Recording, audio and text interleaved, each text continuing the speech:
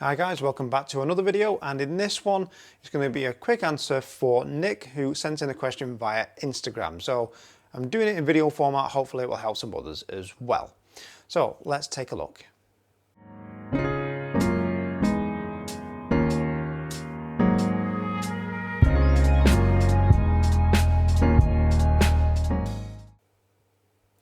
Now, what Nick asks was, in terms of lighting for my little studio that's 4 meters wide, I'm thinking 1 to 2 City 300s and 2 Pika 200 lights.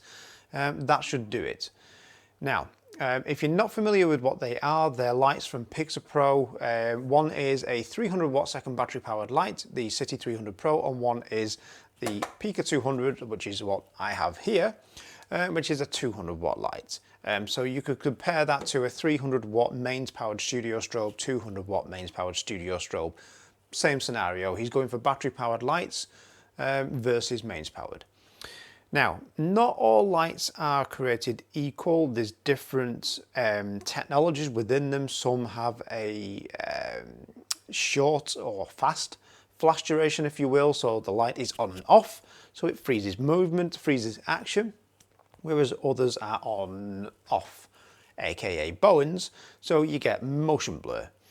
Now, most modern lights, certainly of the Pixapro range, Godox range, Flashpoint range, they have the faster flash duration at the lower the power until you go to their lower end studio strobes where the faster duration is actually at the higher power.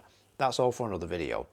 Now, he's asking, will a 1 or 2 300 watt lights and 2 200 watt lights be enough for a 4 meter wide studio? Now, we don't know how big the studio is in total. We don't know the length of it, the ceiling height and what have you, but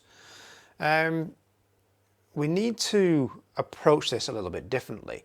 Rather than thinking, is 200 watt seconds or 300 watt seconds enough for this space or XYZ space, we need to consider what we are shooting, what we need the lights to do for us. Do you need to shoot stop down a lot, so f8, f11, f16? Are you doing product work where you're right on top of the product and you're going to be shooting f8, f11, maybe even higher apertures? Or you're shooting focus stacking where you need fast recycle, you need a good solid tripod, you need the lights to recycle quick. Or are you shooting portraits and people where you still need to shoot stop down to fulfill client briefs? And also, do you need to freeze movement? Now, it's not that you can't freeze movement on a Pika 200. It's got a very good flash duration, although that's at the lower power ranges.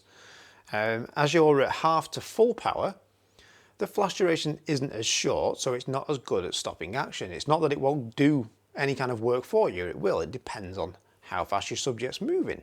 Resolution of your camera as well, to a degree.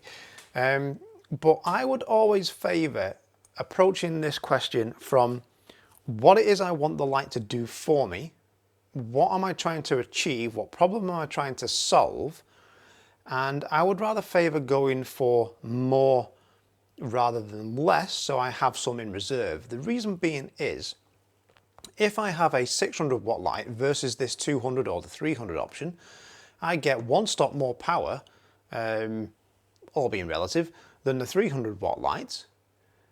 So therefore, for the same f-stop, I can run a lower power, I can save battery, and I can have a shorter flash duration while I'm working as well. So I favour in the studio more powerful lights, and it's not that the Pikas and my hybrid 360 and what have you won't be deployed, or even speed lights, for example. They do have a use, but I will favour the more powerful lights because I can shoot faster, they recycle quicker.